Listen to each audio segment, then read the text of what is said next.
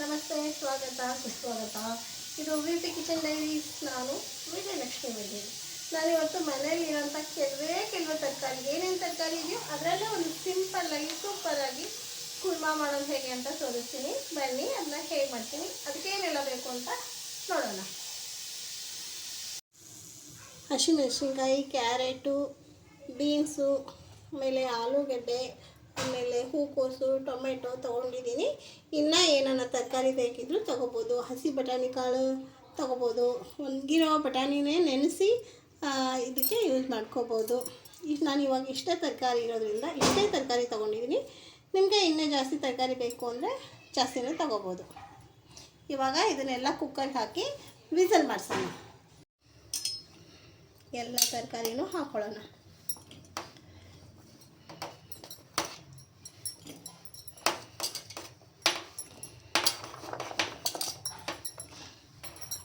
ತರಕಾರಿ ಹಾಕ್ಕೊಂಡಿದ್ದೀನಿ. ಸ್ವಲ್ಪ ನೀರು ಹಾಕ್ಕೊತಾ ಇದ್ದೀನಿ.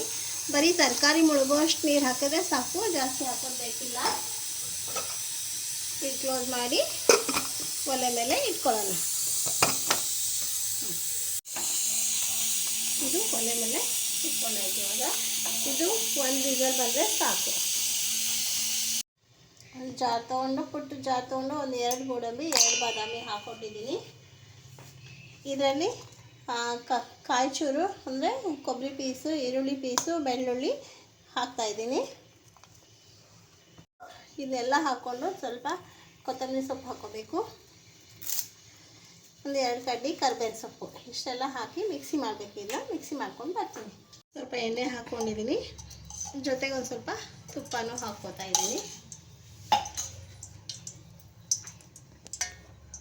ಸ್ವಲ್ಪ ಸಾಸಿವೆ, ಸ್ವಲ್ಪ ಜೀರಿಗೆ,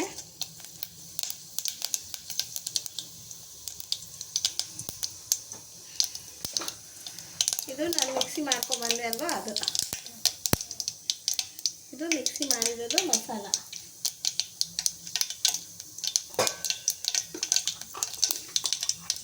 ಮಿಕ್ಸಿ ಮಾಡ್ಕೊಂಡಿರೋದು ಮಸಾಲ.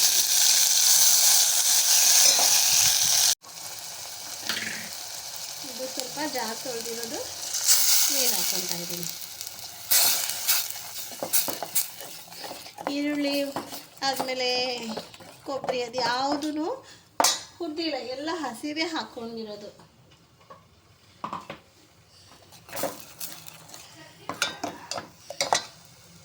ಕಬೇವು ಸೊಪ್ಪು ಹಾಕ್ಕೊತಾ ಇದ್ದೀನಿ. ಸ್ವಲ್ಪ ಅರಿಶಿನ ಪೌಡ್ರು, ಸ್ವಲ್ಪ ಮಸಾಲೆ ಪೌಡ್ರು.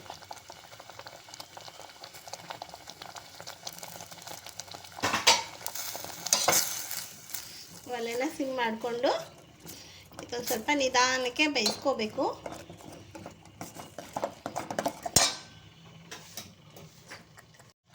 ಕುಕ್ಕರ್ ಬಂದಿದೆ. ಇದು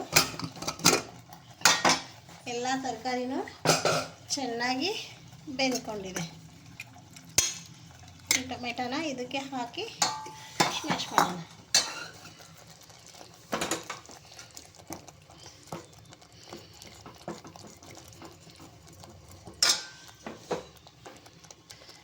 ಬೆಂದಿರೋ ತರಕಾರಿ ಎಲ್ಲನೂ ಇದಕ್ಕೆ ಹಾಕೊಳ್ಳೋಣ.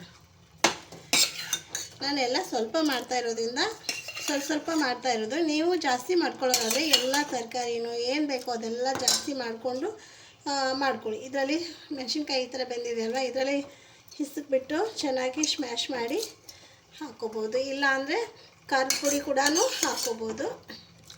ನಿಮ್ಗೆ ಯಾವ್ದು ಇಷ್ಟ ಆಗುತ್ತೋ ಅದು ಹಾಕ್ಕೊಳ್ಳಿ. ಖಾರದ ಪೌಡ್ರ್ ಹಾಕ್ಕೋಬೋದು, ಹಸಿಮೆಣಸಿನ್ಕಾಯಿ ಹಾಕ್ಕೋಬೋದು. ಸ್ವಲ್ಪ ರುಚಿಗೆ ತಕ್ಕನಾದಷ್ಟು ಉಪ್ಪು ಹಾಕ್ಕೊಳ್ಳೋಣ. ಉಪ್ಪು ಹೆಚ್ಚು ಕಮ್ಮಿ ನೋಡಿಕೊಂಡು ಇನ್ನೂ ಸ್ವಲ್ಪ ಬೇಕಿದ್ದರೆ ಆಮೇಲೆ ಹಾಕ್ಕೋಬೋದು.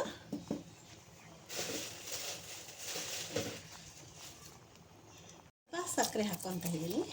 ಬೆಲ್ಲ ಹಾಕ್ಕೋಬೇಡ್ದು, ಸಕ್ಕರೆನೇ ಚೆನ್ನಾಗಾಗುತ್ತೆ. ಇದಕ್ಕೆ ಜಾಸ್ತಿ ನೀರು ಹಾಕಿದ್ರೆ ಕುರ್ಮಾ ಚೆನ್ನಾಗಿ ಬರೋಲ್ಲ. ಸ್ವಲ್ಪ ನೀರು, ಇದು ಸ್ವಲ್ಪ ಬೇಯೋವರೆಗೂ ನಾನು ನಿಮಗೆ ಇನ್ನೂ ಒಂದು ಜೋಕ್ ಹೇಳ್ತೀನಿ.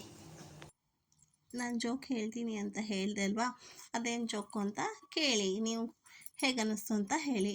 ನಮ್ಮೂರು ಒಬ್ಬರು ಗೌಡ್ರು ಇರ್ತಾರೆ. ಅವರು ಗೌಡ್ರು ಮಗನ ವಿದೇಶಕ್ಕೆ ಕಳಿಸಿರ್ತಾರೆ, ಓದ್ಕೊಳ್ಳಿ ಚೆನ್ನಾಗಿ, ನಮ್ಮ ಊರಿಗೊಂದು ಹೆಮ್ಮೆ ತರಲಿ, ಒಂದು ಖುಷಿ ಕೊಡಲಿ. ನಮ್ಮ ಮಗ ವಿದೇಶದಲ್ಲಿ ಓದಿದ್ದಾನೆ ಅಂದರೆ ಒಂದು ಖುಷಿ ಅಂತ ಊರಿನ ಜನ ಎಲ್ಲ ಅದ್ದೂರಿಯಾಗಿ ಸ್ವಾಗತ ಮಾಡ್ಕೊಂಬರ್ತಾನೆ. ಎಲ್ಲರೂ ಕರ್ಕೊಂಬಂದು ಸ್ಟೇಜ್ ಮೇಲೆ ನಮ್ಮ ಊರು ಗೌಡ್ರ ಮಗ ಚೆನ್ನಾಗಿ ಮಾತಾಡ್ತಾನೆ, ಸೂಪರಾಗಿ ಮಾತಾಡ್ತಾನೆ ಅಂತ ಏನೋ ಅಂದ್ಕೊಂಡಿರ್ತಾರೆ, ಚೆನ್ನಾಗಿ ಮಾತಾಡ್ತಾನೆ ಅಂತ.